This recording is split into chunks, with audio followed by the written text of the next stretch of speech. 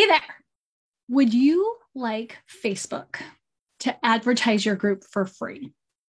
Because that is what we're really talking about today. Now, the actual name of this training is setting up your billboards in your Facebook group. But really, what setting up your billboards in an effective way does is it enables Facebook to promote your group to people who Facebook thinks are good candidates for free, round the clock, without your involvement whatsoever. So if that sounds like something you are interested in, stick with me. I'm going to try to keep this one to a tight 20 to 30 minutes, and we will go into setting up your billboards for your Facebook group. My name is Tanya Kubo, and I specialize in online community development and growth, which means people hire me and my online community management team to design strategy for their groups, and when it makes sense, to manage the proper care and feeding of their groups day to day so that they can focus on other aspects of their business. It also means that we work with a lot of clients on setting up their Facebook groups for maximum results. So when somebody hires us, usually the first thing they hire us to do is come in and support them in creating a strategy. So what I'm going to talk to you about today, these billboards in a Facebook group, this is kind of the first place we start. So initially, when we sit down with a client, we ask a lot of questions and we try to get to the heart of the purpose of their community, right? So that's the reason that they want to create a community. The promise, what they are willing to promise to people, like people will receive this if they join and if they actively participate.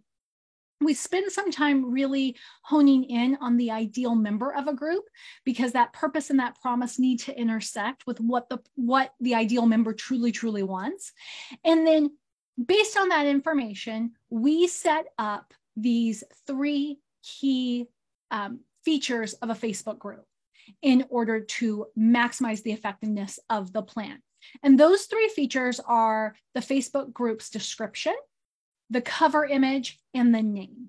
And the reason that those three areas are the most important in a Facebook group, what I call billboards, is that for most groups, those are the three aspects of the group that are publicly viewable, come up in search, even for people who aren't members. So if you think about your cover image, right, that's that big picture up at the top. I'm going to share my screen in a moment. I'm going to show you what I mean. That's that big picture up at the top.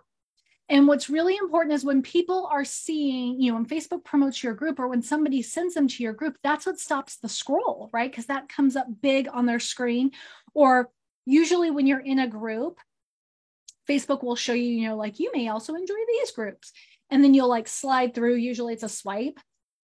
You slide through, and then it's the picture that catches your attention, stops your scroll. Then you look at the name, and then you may tap it to look to see more. So that's why we call these billboards, because they're publicly viewable. And so the picture is really important because that stops the scroll. That really, it's a lot of prime eye-catching real estate. The description is important because that tells people kind of what they can expect with your group.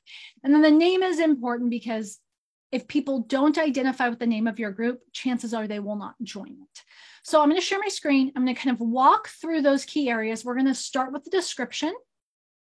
Then we are going to talk about the name. Then we're going to talk about the cover image, right? Because everything has to fit together. So I like to start with the description, because if there's any misalignment between your promise, your purpose, and your ideal member, you usually figure it out as you're trying to write out your description. And then based on the description, I go, okay, what would be, based on what we've written here, like what group name would appeal most to the ideal person, to the person we're painting this picture for? So then we choose the name, and then we pick the picture to kind of bring it all together, but also as that, like I said, that's the biggest billboard, right? So what kind of things do we have to have in the picture to stop the scroll and make the most sense so that it aligns with the name and with the description? So here we go. Let me get my screen share set up briefly. Alrighty, here we go. And you may or may not see a little black box at the top where the Zoom window is. And let's see, I am going to minimize myself because I do not need to look at myself while I'm doing this. And I'm just going to check here. All right, we're just going to leave those permissions as they are. All right. So here is my group. So we're going to start with my group, right? Because I can tell you why I do the things that I do. And then we're going to look at some other groups. So first, like I said, we're going to talk about the group description, which is under the About section. And so you can see ours here. And so, like I said, you know, all three properties fit together. So this is the description, the name, and then here is the cover image. So on the description, so for mine, I think it's just really important that your description clearly communicates the purpose of your group, the promise, and who it really is for, and tells them what they can expect, right? Because you need them to have clear, reasonable expectations of what you're going to provide in your group. And if you can set that up even before they join, then it just provides them a seamless experience. So in our group, it's Welcome to the Secret to Thriving Online Communities, a free private group hosted by Tanya Kubo for people who want their online communities to thrive. So very quickly, if you are somebody who wants your online community to thrive, we're telling you this is the place for you. And the second paragraph really gets into who we help and how we help them. Our team helps experts, enterprises, and professional community managers design and develop highly engaged groups of ideal buyers and superfans without feeling frazzled. This is the space to learn the art and science of growing community around your message, your products, and your services. Got questions? Email info@tanyakubo.com. There is no wasted words in this description. Every part of this description has been thoughtfully chosen and considered. And here is sort of what I believe this communicates. So like I said, so the first paragraph, you know, we've got the name and who hosts it. There was a time where my name was in the name of the group and it hasn't been for a while, and that's fine. But I want to make sure that people know that there is a named person hosting this group and who they are. That way they can Google me, they can do whatever research they need to do to decide how trustworthy I am. Now, the second paragraph is really important to me because this group is different than a lot of what I would call groups on groups, right? So there are a lot of groups on Facebook that are there to tell people how to run their group. Usually there's Facebook groups on how to grow your Facebook group. There's Facebook groups on how to monetize your Facebook group. There's Facebook groups on how to get more clients in your Facebook group. There's Facebook groups on how to run effective groups, right? To get more money, to get more this, to get more that. It's really important to me that people know off the bat that this community is both for people who are looking to get results from their own group, but also for professional community managers who want to learn best practices. I run my groups very differently than a lot of community managers. I take a people-first approach. It is high touch. It's not for everybody. But if a community manager is looking for some professional development and they resonate with my people-first approach, I want them to know that this place is just as much for them as it is for the coach or consultant who's trying to get new clients, the author who's trying to get more book reviews or more readers, or the podcaster who's trying to connect better with their listeners. And of course, I do take a high touch approach. I do take a people first approach to my community management, but I work really hard to manage the practical versus the ideal when it comes to how high touch and personalized of a group experience to provide and how to manage your energy or balance the two, right? So that's the without feeling frazzled part. And then, here's what you learn here. If you go through our file section, if you go through the guides and our videos, you will see we have a boatload of training on the art and science of growing community around a message, around a product, and around services. And then if people have questions, I have them email us. Now, I do recommend that every group description has a link or drives traffic off of Facebook, because Facebook is rented land, right? And we're talking about how to use this rented land really well, but you want people to have a place off of Facebook to connect with you for a couple reasons. One is everything in your group may look awesome to them, but they just may not be in the mood for one more Facebook group. So they need to be able to see your website or to get on your email list and connect with you in another way if they don't want to be connected to you on Facebook. Another reason I recommend having a way off of Facebook is because, they may want to research you a little more. Are you the dude bro marketer that just has a Facebook group and that's it, and you're a ghost in the rest of the internet? So I think it's important for them to be able to see where to get more of you if that's a desire, where to connect with you in a place that's not Facebook, and where they can, just dig a little deeper in who you are and what you're about to fully determine, whether they want to be part of your circle or not. So for me now, I have an email address. And the reason I have an email address is because I'd rather just have a one-to-one conversation, but also because, the cobbler's children never has any shoes. So, that this group was created in spring, summer of 2019, but it wasn't until this year where I really felt proud of how we had organized the content of this group and really felt like I could point to this group as an example of what we do to clients. And now the website doesn't adequately or accurately really describe what we do and what we're about. I mean, it's close. It's like 80% there, but it's outdated. Most of the website content was created in 2018. So before this Facebook group existed, and this Facebook group has helped, our services and also just the way that I serve clients change. So I'd rather them email me because then we can have a conversation that's much more current. But if they're interested in my website, smart people will see it's info@tanyakubo.com. They'll go to tanyakubo.com. They'll check out the website. They can make their decisions there. I've had several people who go to the website, email me and say, hey, can I do you a favor and tell you this is outdated and this doesn't make sense and this doesn't sound like you. And I say, thank you so much. I'm adding that to my 2023-2024 roadmap of improvements, but I'm not working on that today. So that's why I make my choice. But you can use, you can send people to the landing page of your lead magnet. You can send people to your newsletter subscription page. You can send people to your most famous blog article, or maybe the blog article that kind of explains who you are and what you do. I know Jen McKinnon from Practical by Default. I don't know if she still does. We're actually going to look at her group in a moment. But she used to send people to her community standards. Before you join this group, click here to see what we're about. And it was a fairly long webpage that it wasn't just the rules. It was really establishing the culture for her community and why her community existed. So you can you can send people anywhere you want, send them to your podcast if you want, but I do recommend you send them somewhere so that even if they don't join the group, they have an opportunity to connect with you otherwise. So now so I said, okay, so the descriptions first, that's the first thing we dig into when we work with clients. The second thing we dig into is the name. Now, my preference is an aspirational name.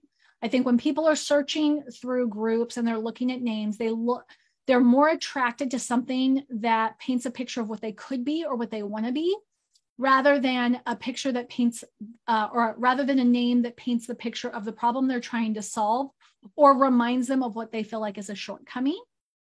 There's really no right or wrong answer. There really isn't. The point is you just have to ask yourself, would my person resonate with the name of this group? Is this a group name that would be attractive to my ideal person?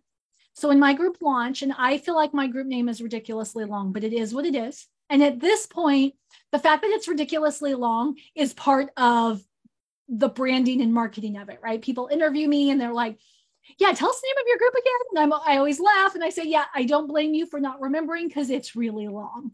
And we talk about that. But initially we were the Secret to Thriving Online Communities with Tanya Kubo. And that was because, I did due diligence. I searched a bunch of names and there was a direct sale company at the time that had the name Thrive in it. And so Thrive was being used a lot by reps of that product. So I couldn't just have, online groups that thrive. I couldn't have thriving online communities because that was kind of synonymous with customers of that company, like they were thrivers. So I went with, just kind of looking at questions people asked me. People would be like, what's your secret? When they found out I had grown a group or I'd started a group and grew to 5,000 in a month or whatever, they would say, what's your secret? What's your secret? And so I said, okay, so we're going to go with the secret to thriving online communities, because I know that my ideal person doesn't just want a big group, right? It's like group growth is important. Group visibility is important. Getting results from their group is important, but they don't want a big group for the sake of having a big group. They want to make sure that group is engaged. They want to feel like there's a lot of conversations going on. So that's where the thriving online community comes in, because I think, what thriving means to a lot of people is I go in here and it feels like an actively engaged community, and that feels good. So we were the Secret to Thriving Online Communities with Tanya Kubo initially, because I thought, okay, so what are people likely to search if they are looking for my group, or what are they likely to search and I want them to find my group, right? So that's where the Thriving Online Communities came in, or if they searched online communities. I didn't want to come up on a search of Facebook groups because I'm platform neutral. But I thought at the time I was doing a lot of speaking and a lot of podcast interviews. I was like, some people are going to come in and they're just going to search Tanya Kubo and see what comes up, or they're going to go to groups and search Tanya Kubo to find my group. And so that's where the Secret to Thriving Online Communities with Tanya Kubo came in, so that if they search my name, they would, in the search results, they would see the page, they would see the group, they would see my profile and everything else. So that's how I got my name initially. And then we changed our name a little bit earlier this year with Grow Your Groups and Get Results, because now that the group had been around for a while, we realized two things. What motivated people to really join the group? That was part of the group questions. And what the value that people were telling us they got out of being in the group. People would say, oh my gosh, I joined your group. I watched a few of your videos, and, just implementing a few of your tips, my group has doubled in size. So I was like, okay, so whether they came to grow their group or not, that was a result they got. And then the other, people would say, oh, you taught me, how to create a customer journey in my group. You taught me how to create an onboarding experience that didn't frustrate my group members. And so I found that, people were reporting to us that they got results, and those results were varied. Sometimes it was more book reviews for the authors. Sometimes it was an increase in podcast listenership. Sometimes it was just more discussion around a podcast episode. And then, and other times it was getting more clients, getting more students in courses, having course students or having membership participants actually get further through the content or get better results in the program. So that's how we ended up the Secret to Thriving Online Communities, Grow Your Groups, Get Results. And it has done really well for us. Since we changed the name, it's just been a few months for us. But I think we grew by a third in that amount of time. Okay, so that's what I have to say about name. So you start with your description and then you pick the name and make it aspirational. And so one example I would give you is I am much more apt. So I'm 45. I'm much more apt to join, or what I should say is I see a lot of groups. It's like the moment I turn 40, I swear. I get a lot of groups promoted to me by Facebook that it's like, lose fat after 40 or feeling fat after 40. That's my personal favorite, honestly. And when I say favorite, put that in quotes because I don't really mean it. And, I don't even click on those because I'm like, well, first of all, I don't feel fat after 40, right? So there's one thing, I don't feel that. I don't identify with that. Second, it's like, I don't really trust you. If that's the name of your group, I'm not sure that you and I are philosophically aligned on things. Losing fat after 40, I'm just not a person who likes to focus on losing anything. That's just not who I am. I'm much more on the winner front. And, but then there's feeling fab after 40, right? I want to feel fab. Heck, I would have joined Feeling Fab After 40 at 35 because I'm kind of a planner. And so I'd be like, well, if I join that group at 35, then I'm guaranteed to be fab by the time I'm 40. So that's what I mean when I say I enjoy aspirational group names, but more than I like group names that really focus on the problem, but your community best. So I'm trying to think of one that focuses on a problem that may, I think grief groups sometimes do focus more on the problem. A lot of them, though, focus on the healing or the hope aspect. It's like healing after losing a loved one, finding hope after losing a child, things like that. So again, up to you, but those are my recommendations with group names. Now, finally, we go to the cover image, which is this at the top, right? It's huge real estate. Like I said, it's the scroll stopper. So in a lot of groups, what will happen is, especially on your phone, when you're in your group, there will be a panel. It looks a lot like this featured panel that you can scroll in, that'll say, other groups you might enjoy. And so when you're scrolling through, a nice group image can really stop the scroll. Most of you know that my main brand colors are pink and black. And then we have teal and purple kind of thrown in as an accent.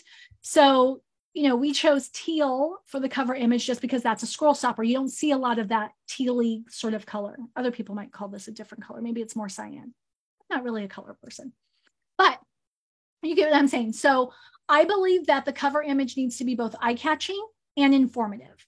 So what I mean by that is when you're looking here, right? So because I go live in this group, or I present some form of teaching or education every week. Like, for instance, this video is not delivered live. This one is pre-recorded. I want people to know that before they ever join. I want people to know that they are going to be able to, learn something regularly if they join this group. So I put our workshop schedule here. I believe the name should be in the group, in the cover image, so people know what they're joining, and it's very eye-catching. I also believe that if you are a founder-forward brand, we need a picture of you. I don't care if you like how you look. I don't care if you have professional pictures or not. We need to see you. We need to see a face. People connect more with other humans than they will ever connect with brands. So, our company, pretty much the company is called Tanya Kubo. I am Tanya Kubo. It's pretty basic, but you think of even Apple, right? Like, Apple is a company, but for years, Steve Jobs, right, was like, when you thought of Apple, you thought of their logo, and then you thought of Steve Jobs. So with that being said, right, think of like being a founder forward brand. You want to make sure that people know whatever the brand name that it's associated with you, and they should be able to see you. They should be able to, and if it's not you, maybe you don't run your group, then maybe what you need to do is you need to put pictures of your admin team, but they need to be able to see some continuity between who is in the cover image and what they see in the group. In our case, we do have our most engaged members. We haven't always done that. We play around with different things, but I know like Jen McKinnon, a lot of people know her, and so some people might go, hey, there's Jen McKinnon. Like, maybe I'll look at this group. Most of the people who know Jen McKinnon probably would not be ideal people for our group, but that's okay. But what I really like about showcasing the most engaged members is it lets people know that we're the type of community that celebrates each other. That's the unspoken truth of having our most engaged members shown here in the cover image. We haven't always done it. We may not always do it, but that's what we do right now. All right. Now I will, if you haven't noticed already, right, like the group name is cut off. So something that I think is really important to be aware of is that you can't trust your Canva presets. And, crop with Facebook cover images, because Facebook will trim a picture, it will crop a picture depending on what device it's being viewed on, whether it's mobile, whether it's, within the web version of the application. And it's hard to tell what it's going to look like. So you'll see here, we have a really extreme horizontal. The name of the group is cut off here at the bottom. But if you look over here on the upper left, you'll see it's a square that cuts off right at my shoulder here on the left side of the image. It's my right shoulder, but it's the left side of the image. But you see the entire group name. You can't read it because it's so teeny tiny, right? So it cuts. So for the thumbnail here, it cuts from the sides. Here in the main feed, it cuts from the top and the bottom. So whenever possible, I recommend you concentrate as much of the information as possible around the center of the image, so that chances are people will see a majority of what's important no matter what device they are using. All right, so let me think here. Is there anything else I want to say about these billboards? So the reason we call these billboards is because they are publicly viewable even by people who are not members of your group, so long as your group is set to be visible. So remember, there used to be what we called secret groups. Now those would be a private group that's invisible. It means it doesn't come up on search. Nobody sees it. You have to be in it to know it exists, and you have to be in it to, to be able to bring other people in. Then there are the all public groups. Instant Pot recipes only community is a great example of that. It's public and it's visible. Anybody can join. There's no gatekeeping whatsoever. In fact, all of their moderation is so light, it's almost invisible. And then there's the private group like this one. So this is private. There is a gateway. People request to join, or you can invite your friends to join, but still a member of our admin team has to approve that request. And so it comes up in search, totally visible. They can see the cover image, they can see the description, they can see the name, but the average person can't see who's in the group or what we post in here unless they're allowed in. Right now, if somebody from inside the group invites a friend to join the group, that friend can actually preview the content of the group for 30 days. So they can see the posts, which is why I always say, please don't press this invite button and invite your friends. If you want your friends to join, if you think this group would be valuable, either just highlight and copy the URL at the top and paste it and send it to them, or send them to tanya.link/group and they can join that way. That way they click the button to join, they see the questions, they answer the questions, and then they can be let in more quickly. When you click the invite button, not only are you creating a situation where they can preview the group for 30 days, which is not that big of a deal for us because we don't deal with sensitive information, but a lot of times they never see the stinking questions. So we end up like letting that request sit for about a week, and then we send a message to the person, say, hey, by the way, your friend invited you to this group. If you really want to join, click here to do so. Otherwise, it's all good. We're just going to decline the invitation. All right, so that's a little bit about that. Please, if you have any questions, type them in the comments below, especially if you have questions specific about just group description, group name, cover image. I anticipate a lot of questions in that arena. Now what I want to do is kind of take you on a tour of some other groups. So I'm going to move this little Zoom thing down here. So this is our group. And like I said, I started with our group because, well, oh, there's one more thing I have to show you because I know why I did what I did. So, okay, if you click the image, this is the one mistake people make that I really, like, I feel very passionate about. Now, when you click the image, you see the whole image regardless, right? So they see everything. And you can see we left all this air down at the bottom, thinking we had accounted for Facebook cropping. And when we, at the beginning of the month, when we put this image up, it looked perfect. And then Facebook changed its dimensions again, and it was less perfect. But please, when you put your cover image in, please, please, please, please, please write a caption, because nothing in this image is searchable, but everything in the caption is. And I like to make it easy, especially since I'm sharing a schedule for folks. I like to make it easy for them to just highlight, copy, paste that into their calendar if they actually want to be reminded every week of what we're talking about. And Andrea did this for me, as you can see. And then we tag our most engaged members and we share a little bit about what they do. And then we encourage them in the comments to share more about their business. So if you're somebody who's in the homeschooling space, you might want to connect with Jim McKinnon. If you're looking for a community manager, maybe you want to talk to Nancy Hill. If you're interested in homesteading, homemaking, or you want to hang out at one of the coolest places on YouTube ever, then you totally want to hang out with Michelle Price, because Chocolate Box Cottage on YouTube is like one of my favorite things to check out. So we have that, right? But definitely take the time to fill out the caption. It really does make a difference. And there was something else I was going to tell you that I forgot, but I'm sure that I will remember later. All right. So all of you know that Kathy Lips Clutter-Free Academy is a group I started, I think back in 2015, 2016, one of those years. Well, actually, if I look, it'll tell me. Okay. Well, it's not easy to find. So you'll see with Kathy, we got our dimensions a little bit better on this cover image. It actually looks good in the thumbnail. It looks good on the banner.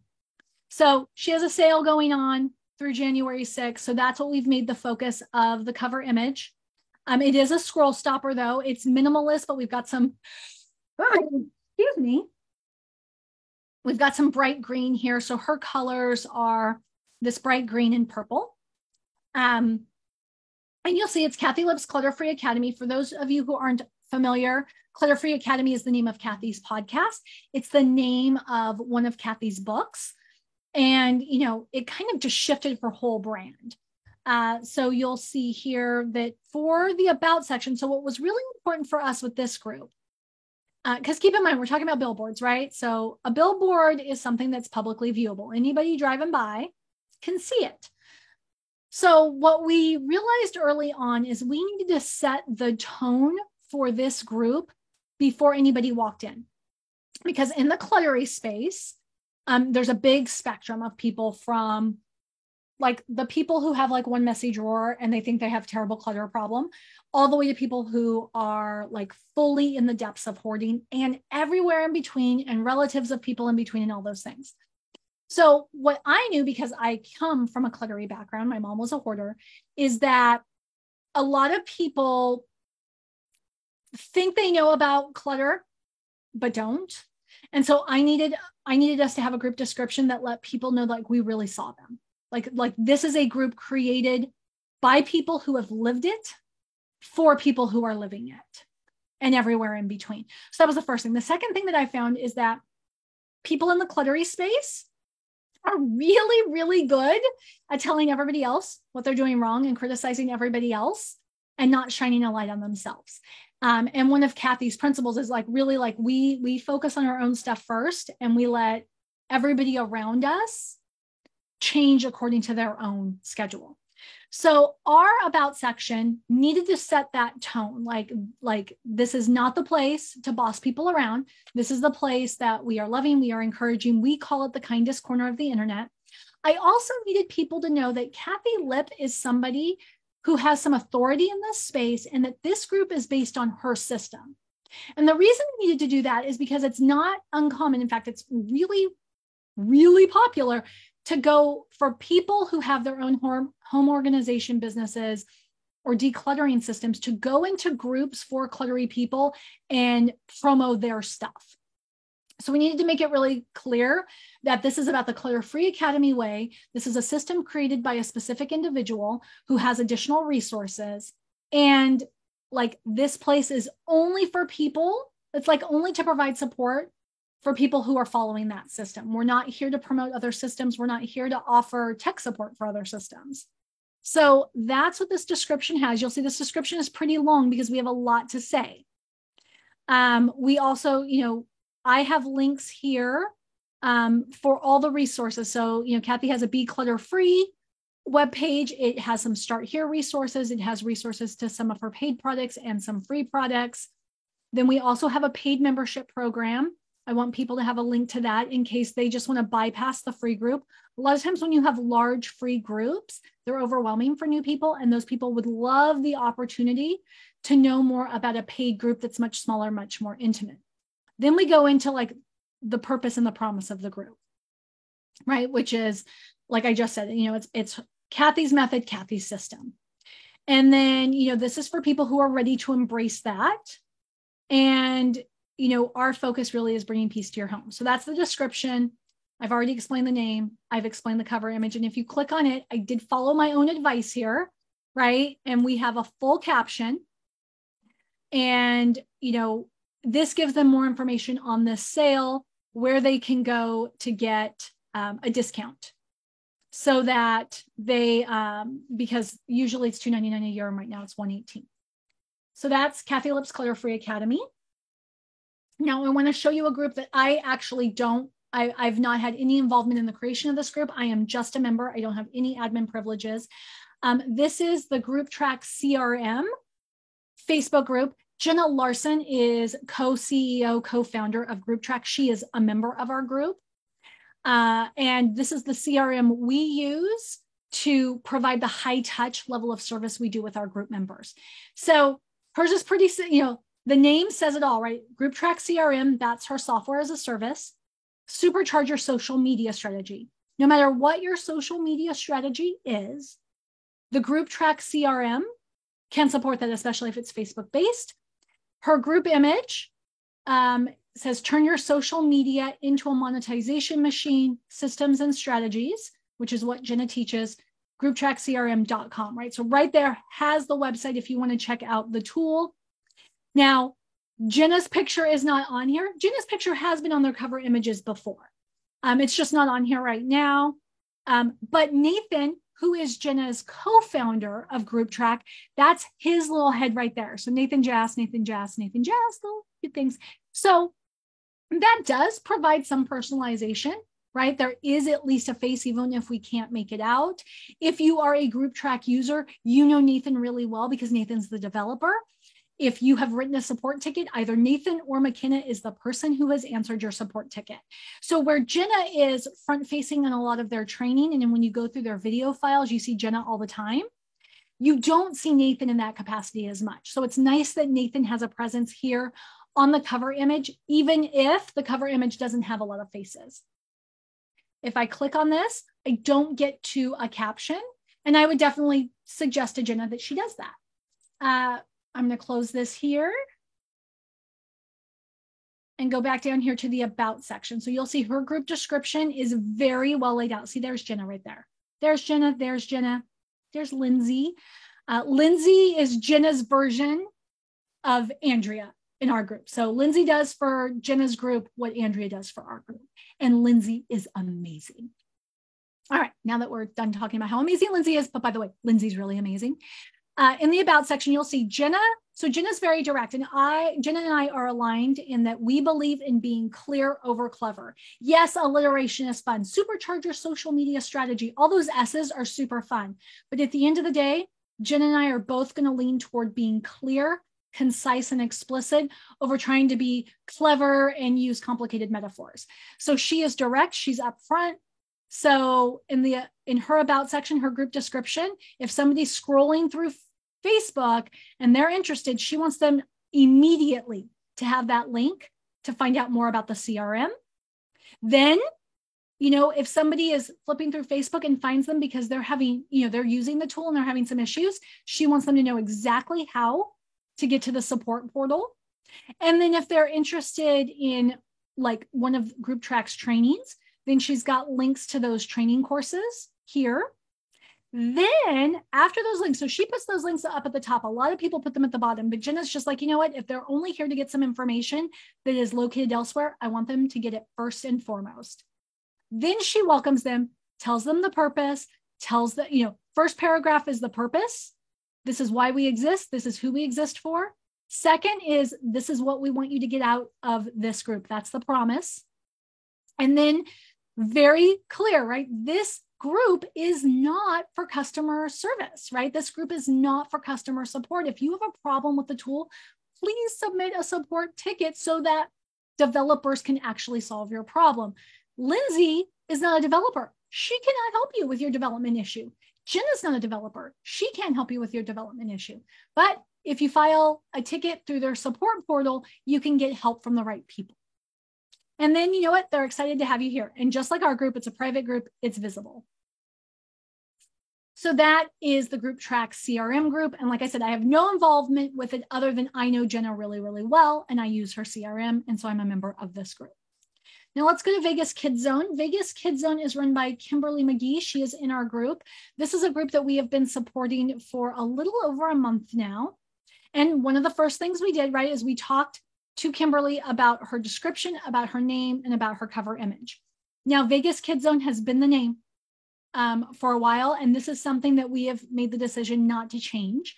May change down the line, but Vegas Kids Zone is actually also a publication, and that publication gets advertisers, and so we want some alignment between the publication name and the group name, even though this is really like the Vegas Kids Zone community. So the description, super clear. It's a community to share info, answer questions, and offer advice and online resources for everything you need for your family in Las Vegas. So this is for people who live in Las Vegas or are visiting Las Vegas with children. The focus of this group are family-friendly activities that are off the strip, right? Because for so many people, all they know of when they think of Vegas are the casinos. And so if you want to get any deals, they'll be mentioned here in the group, but the best place to get them is to go to the Vegas Kids Zone website. You can find coupon codes, you can find out specials, what's going on in Vegas. It'll help you plan your trip to Vegas with your kids. Then they also have some information for homeschoolers in Las Vegas or homeschoolers in Nevada. So there is a web, like a link that you can go to there. And then, here's again, promise and purpose. They're here to inform and inspire, right? Safe place. And, Vegas Kids Zone is part of Vegas Kids Zone. So all of that good stuff. Then we go to the cover image. And again, so for Kimberly, they do a lot of in-person meetups, right? Because this is a location-based group. And so she puts the meetups here in the cover image.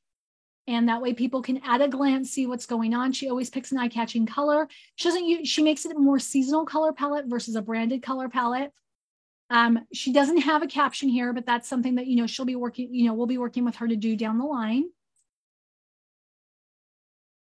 And so that's another one, pretty self-explanatory. Then we've got the Relax Charlotte Mason lifestyle group. So the name for homeschoolers. So this is for people who are interested in the Charlotte Mason lifestyle, but maybe don't want to be super rigid with it in a homeschooling environment. The group description, very explicit, right? Like, because people love Charlotte Mason in the homeschool community, but it can be a lot for families, especially if the families, are really busy outside of their homeschooling life. So, Deshelle McVeigh, she runs this group, and, pretty much the mantra is you don't have to be a purist to enjoy a Charlotte Mason inspired lifestyle or homeschool. Now, Deshelle runs Literary Adventures for Kids. It is a comprehensive literature-based curriculum that you can get that aligns perfectly with the Charlotte Mason lifestyle. All right, and so we do send people here to Deshelle's email address if they want more information. And then her cover image, again, she does a lot of meetups. Hers are online. But she does book club, and she's been doing a lot of different book clubs. But book clubs are part of her main offer. Poetry tea times are another. You'll see again, because Facebook trims things off. This is all cut off, but each of those events aligns with a featured post. So you saw How the Grinch Stole Christmas book club is right there. Enchantment activities, different things there. So if we click on the image, also no caption. That's okay. And then final one I want to show you is Graced Health. So this is another group that I think I have admin privileges in here because I audited it at one time, but I'm not an admin in this group. I don't run it. This is run by Amy Connell, and she is a podcaster. She has the Graced Health podcast. She used to have, her tagline used to be something about good health and a little bit of chocolate. Episodes drop on Tuesdays. So it's a podcast, right? So she's got Graced Health. She has her face on here, her name on here, so people can connect with her. She looks like, in the realm of health and fitness, right? She looks like a pretty friendly person. Community Facebook group, new episodes on Tuesday. So that relates to her podcast. Let's click this image to see what else is written here. Equipping you to care for and give grace to your physical, mental, and spiritual health. So we know it's not just about your body, it's physical, mental, and spiritual. And then we go down here. And again, her podcast is called Graced Health. So, the group name is in alignment there, Graced Health Community. She could change that group name to a few different things if she wanted, totally fine. And then, she has a very short, very sweet group description. Learn new exercises, share recipes, ask questions about the podcast, and give each other grace as we continue the conversations about the Graced Health podcast. So, short, sweet, to the point. You don't have to get fancy. The key is to figure out the description, the name, and the cover image that's best going to align with the people who you want to serve. That is what we're here to do at the end of the day for all of us. Now, with that being said, I want to just mention a couple of other things about these billboards. So regardless of somebody's privacy settings or notification settings on Facebook, because you know that in a group, when somebody joins a group, Facebook's going to default them to highlights only, and that's where Facebook decides which notifications they get based on their behavior in the group. Now, they can go in and they can change their preferences to no notifications, which means they'll only know what's going on in the group if they proactively visit it. They can change it to friends only, so they'll only be notified if their friends post in the group, or usually friends and admins, or they can change their notification to get all updates. And so they'll get notified every time something happens in the group. So pretty much everything they see in your group is going to be based on their notification preferences, except when you change your billboards. So if you change your cover image, your name, or your description, everybody in the group, regardless of their notification settings, is notified, because that's an admin activity that could actually change the complete focus of the group. And Facebook informs people of that so they know, because let's just say that this is the secret to thriving online communities, but tomorrow I decide to change it to feeling fab after 40. If you're a professional community manager who's here to get tips and best practices, you're going to want to know that the community focus changed so you can leave, because that's not your thing, right? So changing your name, changing the image, changing the description is a way to bring attention to your group to everybody who is a member. Now you can only change your name about once every month. You can only change the cover image about once every month. And then you can change your description a little bit more frequently. So I don't recommend you change things for the sake of changing things just because you want to activate the algorithm. I do recommend that you take thoughtful care and consideration in making those changes so that the notifications matter to people. But like we'll change our name every now and then. I mean, we don't change our name super rapidly, but we do change our cover image every month so that we can tell people what the training is for the coming month. So that kind of activates things. And of course, this was all in place before Facebook had the everyone tag, which admins can use once a day to like ping everybody in the group. I don't love that, but there are times when it's really important.